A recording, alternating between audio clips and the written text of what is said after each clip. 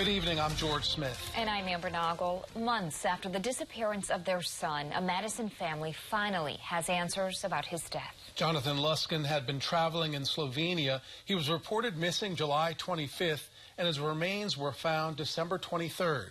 Today, his parents received the preliminary autopsy results showing how he might have died. Tonight, Hunter Sine spoke with his mother about the closure she now has.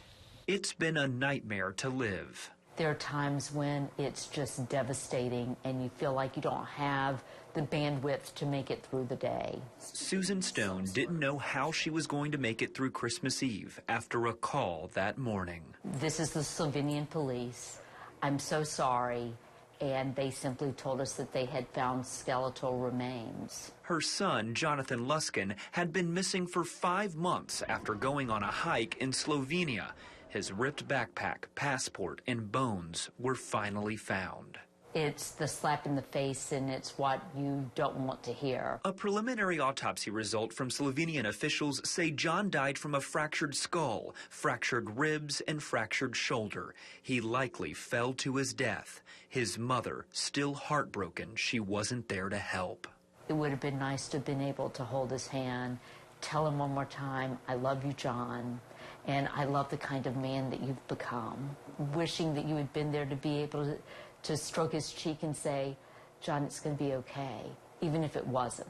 Susan says she finds closure to the living hell the family's been through.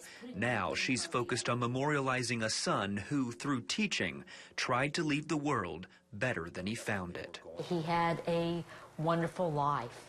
He loved to learn, but he realized that not everyone had the opportunities that he was blessed with. And I think he wanted a little more parity in that regard. John's parents still wonder if Google had handed over the data from what hiking routes he searched on his phone, if that information could have led to John's location sooner. It's not the news they wanted, but it's the result they knew they were bound to receive. And of course, our hearts go out to his family. So it's a tragic ending there. Do they have any plans for a funeral? Not yet at this current moment. Right now, the U.S. Embassy is working with Slovenian government officials trying to get his remains and all of his belongings back to his family. That could still take a couple of weeks. Right now, his parents are now trying to plan a memorial for him. All right, Hunter, thank you very much.